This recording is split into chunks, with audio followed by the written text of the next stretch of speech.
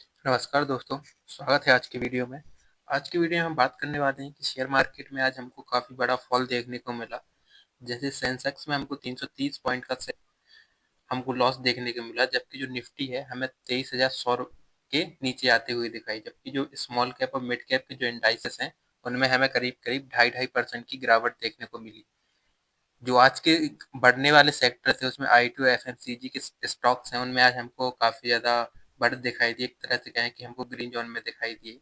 जबकि निफ्टी के जो स्मॉल कैप और मिड कैप के जो इंडेक्स हैं, उसमें हमें करीब 2.5% की हमें गिरावट दिखाई दी, क्योंकि जो पिछले दिन जो शेयर बढ़े थे स्मॉल कैप और मिड कैप के शेयर, उसमें काफ़ी ज़्यादा गिरावट आज हमको देखने को मिली। मैंने आपको पिछले वीडियो में बताया भी था कि जो लार्ज कैप इंडेक्स हुए जैसे सेंसेक्स और निफ्टी हुआ, तो उसमें हमें 10 से 12% की गिरावट देखने को मिल चुकी है। जबकि हमें निफ्टी के स्मॉल कैप और मिड कैप सेगमेंट में इतनी ज़्यादा गिरावट देखने को नहीं मिली है। तो इस वजह से मैंने आपको बोला था कि निफ्टी और जो निफ्टी के स्मॉल कैप और निफ्टी के जो मिड कैप इंडेक्स हुए, उसमें अभी गिरावट बाकी है। तो आप जैसे देख सकते हैं आज की मार्केट में निफ्टी के जो स्मॉल कैप का मिड कैप इंडेक्स हुए, उसमें भी हमें करीब आज के दिन 2.5% की गिरावट देखने को मिली। आज की मार्केट में हमको निफ्टी, फार्मा, रियल्टी, ऑटो और बैंकिंग के स्टॉक्स में काफ़ी ज़्यादा गिरावट देखने को मिली, और ये जो सेक्टर थे आज वर्स्ट परफॉर्मिंग सेक्टर थे आज, और इन सेक्टर में सबसे ज़्यादा बिकवाली देखने को मिली। जैसे दिवीज लैब हुआ, मैनकाइंड फार्मा हुआ, तो इन शेयर में हमें काफ़ी ज़्यादा गिरावट देखने को मिली। ऑटो इंडेक्स में भी हमको काफ़ी ज़्यादा गिरावट देखने को मिली। रियल्टी इंडेक्स में हमको प्रेस्टीज हुआ जैसे, और माइक्रो टेक डेवलपर हुआ, तो इन स्टॉक में भी हमको गिरावट आज देखने को मिली। तो जैसे आप ओवरऑल इंडाइसेस देख सकते हैं, जो निफ्टी नेक्स्ट 50 हुआ, उसमें करीब हमें 1.5% की गिरावट देखने को मिली। जबकि जो निफ्टी 50 हुआ, हमें करीब इसमें 0.5% की गिरावट देखने को मिली। और जो निफ्टी 500 हुआ, उसमें हमें करीब 1% की गिरावट देखने को मिली। और आप मिड कैप और स्मॉल कैप देख सकते हैं, इसमें हमें करीब 1.5 और 2.5% की गिरावट देखने को मिली। तो आज की मार्केट में जो स्मॉल कैप और मिड कैप स्टॉक है, उनमें काफ़ी ज़्यादा बिकवाली हमको देखने को मिल रही है, क्योंकि जो इंस्टीट्यूशनल इन्वेस्टर है, फॉरेन इंस्टीट्यूशनल इन्वेस्टर, वो काफ़ी ज़्यादा सेलिंग कर रहे हैं इधर पर इंडिया के मार्केट में। इस वजह से इन स्टॉक में हमें काफ़ी ज़्यादा प्रेशर देखने को मिल रहा है, और ये जो अभी सेलिंग है, ये काफ़ी ज़्यादा अभी जारी रहेगी। और एफएफआई की तरफ से अभी और भी ज़्यादा सेलिंग हो सकती है, क्योंकि जो डॉलर का प्राइस बढ़ रहा है, उसकी वजह से जो फॉरेन इन्वेस्टर हैं, वो इंडिया से अपनी इक्विटी को बेचकर फॉरेन में या डॉलर में अपना पैसा लगा रहे हैं, जहाँ पर सेफ है, क्योंकि बॉन्ड रेट लगातार बढ़ रही है।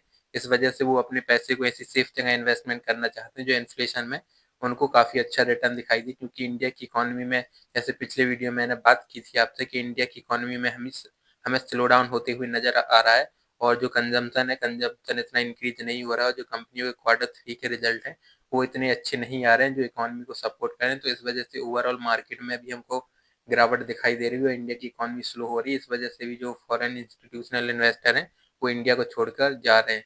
ये भी एक मेन वजह, और एक जो मेन वजह वो ये है कि वो जो क्वार्टर 3 के कंपनियों के रिजल्ट हैं, वो इम्प्रेसिव नहीं आ रहे हैं। जो क्वार्टर 3 के रिजल्ट हैं, वो अनइम्प्रेसिव आ रहे हैं कंपनियों के। एक ये भी कारण है कि कंपनियों में हमें काफ़ी ज़्यादा सेलिंग देखने को मिल रही है। जैसे हम बात करें आईटी सेक्टर के रिजल्ट अच्छे आ रहे हैं, मिक्स आ रहे हैं, कुछ कंपनियों के अच्छे आ रहे हैं, कुछ के नहीं आ रहे हैं। जैसे फार्मा हुआ, बैंकिंग हुआ, तो इनके रिजल्ट भी काफ़ी अच्छे नहीं आ रहे हैं। तो ये बताता है कि हमारी इंडिया की इकोनॉमी में अभी स्लो डाउन चल रहा है, और कंजम्पशन उस स्पीड से नहीं बढ़ रहा है जिस स्पीड से इंडिया को ग्रोथ करनी है। तो जो बजट आने वाला है 2025 का, उसमें कुछ रिलीफ मिल सकता है मिडिल क्लास और लोअर मिडिल क्लास को, ताकि जो इंडिया में कंजम्पशन बढ़ सके।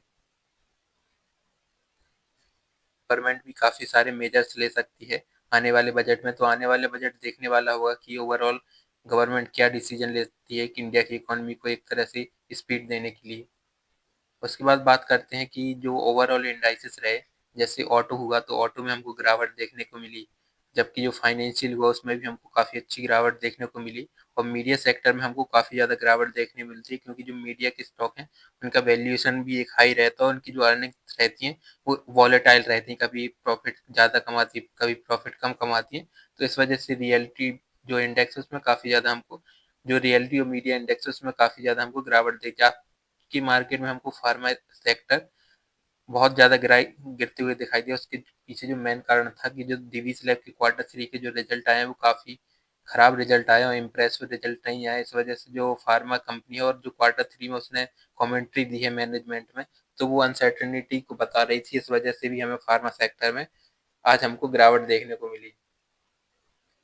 इसके बाद बात करें आज के टॉप गेनर और टॉप लूजर्स की, तो आज की मार्केट में हमें जो कंजम्पशन सेक्टर के स्टॉक हैं, एफएमसीजी स्टॉक में आज हमको तेजी देखने को मिली, जैसे हिंदुस्तान यूनिलीवर हुआ, ब्रिटानिया हुआ, तो इन सेक्टरों में हमको आज के दिन तेजी देखने को मिली। जबकि जो गिरने वाले शेयर थे उसमें हुआ doctor Reddy's lab, Trent, Mahindra and Mahindra, Adani enterprises और बीपीसीएल। दिवीज लैब की हम डॉक्टर रेड्डी लैब की हम बात कर ही चुके हैं कि डॉक्टर रेड्डी जो कंपनी है उसके रिजल्ट क्वार्टर थ्री के इतने इम्प्रेसिव नहीं आए हैं, और जो एस्टिमेट किया था मार्केट ने उसको मिस किया है। इस वजह से इसके स्टॉक में हमें गिरावट देखने को मिली। ट्रेंड का शेयर है, ट्रेंड के शेयर में हमको गिरावट इसलिए देखने को मिली क्योंकि इसकी जो वैल्यूएशन है वो लगातार एडजस्ट हो रहा है, और वैल्यूएशन इसलिए एडजस्ट हो रहा है क्योंकि इसका पी रेशियो काफी हाई हो गया था, इस वजह से इस स्टॉक में भी हमको गिरावट देखने को मिली। ये स्टॉक अभी 4,500 तक के लेवल पे आ सकता है, तो अगर आपको 4-4,500 के लेवल पर मिलता है स्टॉक तो खरीदने का काफी अच्छा मौका होगा, क्योंकि स्टॉक इधर आपको काफी अच्छी अपॉर्चुनिटी दे सकता है और फ्यूचर में काफी अच्छे रिटर्न प्रोवाइड करवा सकता है। अब बात करें आज की मार्केट का क्या हाल रहा, तो आज की मार्केट में जो बढ़ने वाले शेयर थे वो मात्र 635 शेयर थे, जबकि जो गिरने वाले शेयर थे वो हमें 2200 के करीब दिखाई देते हैं, जबकि जो 168 स्टॉक थे उसने उन्होंने अपने 52 वीक लो को बनाया है। तो आप देख सकते हैं कि कितनी ज़्यादा हैवी सेलिंग चल रही है, जो स्टॉक्स हैं वो अपने 52 वीक लो को लगातार टच कर रहे हैं, और जो आज की गिरने वाले स्टॉक आप देख सकते हैं 2200 के करीब दिखाई देते हैं। तो मार्केट में काफ़ी ज़्यादा हैवी सेलिंग चल रही है मिड कैप और स्मॉल कैप कैटेगरी में।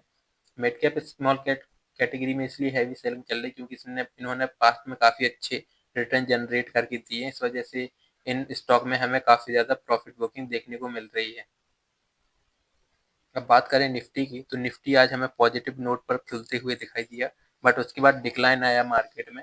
लेकिन उसके बाद मार्केट फिर रिकवरी देता है, बट उसके बाद मार्केट रिकवरी को सस्टेन नहीं कर पाता 23,300 के लेवल को, और यहाँ से हमको काफ़ी हैवी सेलिंग देखने को मिलती है, जिस वजह से जो निफ्टी है 23,100 के नीचे बंद होती हुई नजर आ रहा है। तो अब देखने वाली बात होगी, क्योंकि जो निफ्टी है बार बार 23,000 के लेवल को रीटच कर रहा है और रीटेस्ट कर रहा है, तो हमें 23,000 के लेवल के नीचे खुलता हुआ दिखाई दे रहा है, और 23,000 के नीचे अगर निफ्टी जाता है तो हमें अगला जो लेवल है 22,800, 22,500 भी दिखाई दे सकता है। तो इसको वेट एंड वॉच करें और अपने इन्वेस्टमेंट को तैयार रखें। जो इन्वेस्टमेंट आप करना चाहते हैं मार्केट में, तो आपको 22,500 या 22,800 पे काफ़ी अच्छी अपॉर्चुनिटी मिल सकती है इन्वेस्टमेंट की। अगर आप मौका चूक गए पिछली गिरावट में, तो इस गिरावट में आपको काफ़ी अच्छा मौका मिल सकता है एक इन्वेस्टमेंट करने का।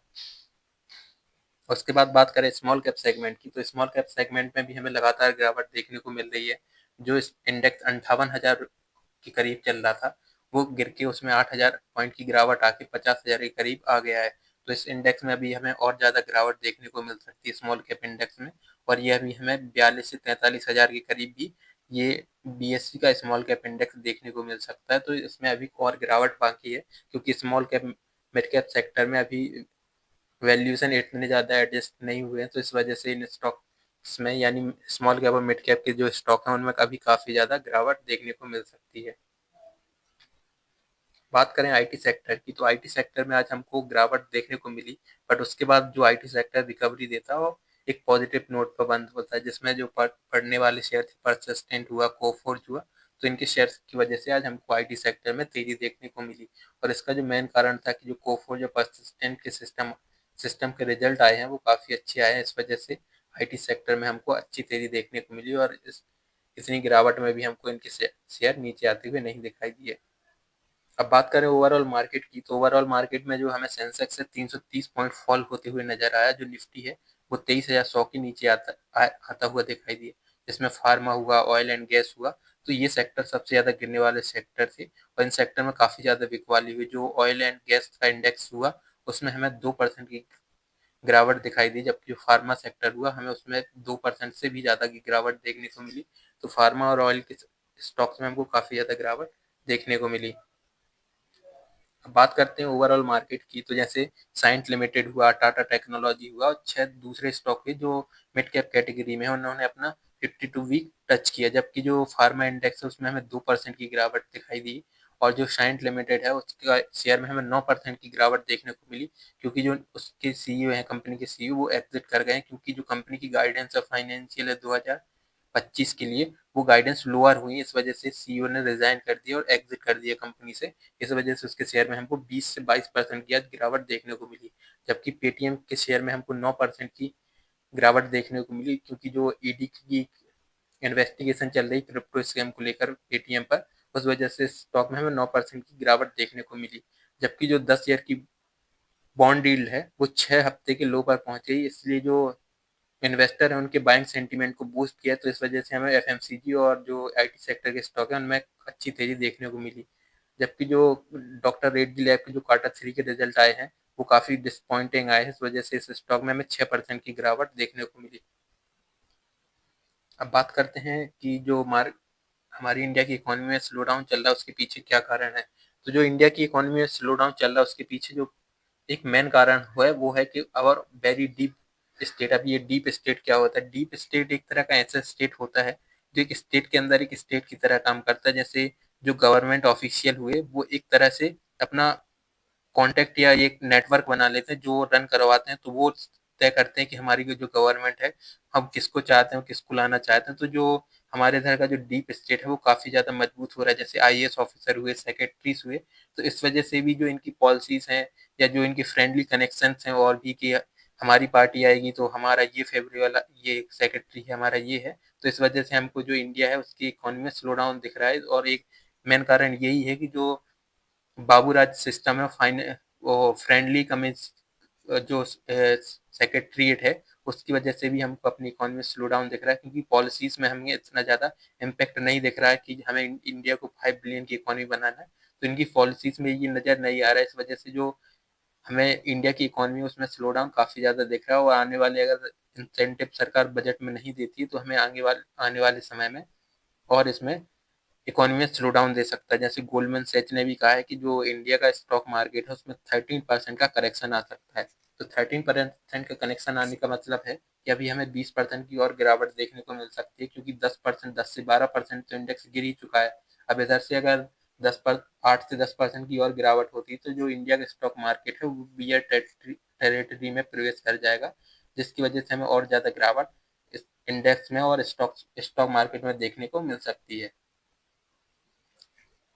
कि जो हमारा पॉलिसी स्टांस है वो काफ़ी क्लियर नहीं है कि हमें क्या करना है।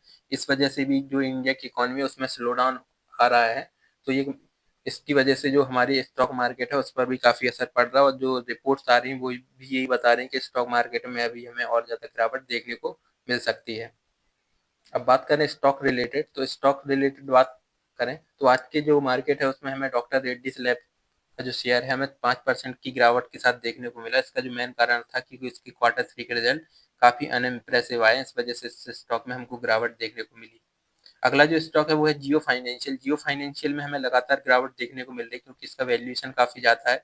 और फाइनेंशियल सेक्टर के जो स्टॉक होते हैं उनका वैल्यूएशन हमें 100 या 150 के करीब दिखाई नहीं देता, तो वैल्यू एडजस्टमेंट हो रहा है। और अगर आपको 200 के करीब ये शेयर मिलता है तो आप इधर से खरीदने की सोच सकते हैं। और इधर मेरी सलाह तो अभी ये होगी कि आप इधर पर स्टॉक नहीं खरीदें, क्योंकि जो मोतीलाल ओसवाल का मिड कैप फंड है उसमें हमें अभी कुछ होते हुए दिखाई दे रहा है, गड़बड़ी नजर आ रही है। इस वजह से इसके जो स्टॉक के जो म्यूचुअल फंड के जो स्टॉक है उसमें हमें काफ़ी ज़्यादा सेलिंग दिखाई दे रही है, जैसे पॉलीकैब हुआ, परसिस्टेंट हुआ, कल्याण ज्वेलर्स हुआ, जियो फाइनेंशियल हुआ। तो इस तरह के शेयर में हमें काफ़ी ज़्यादा गिरावट देखने को मिल रही है।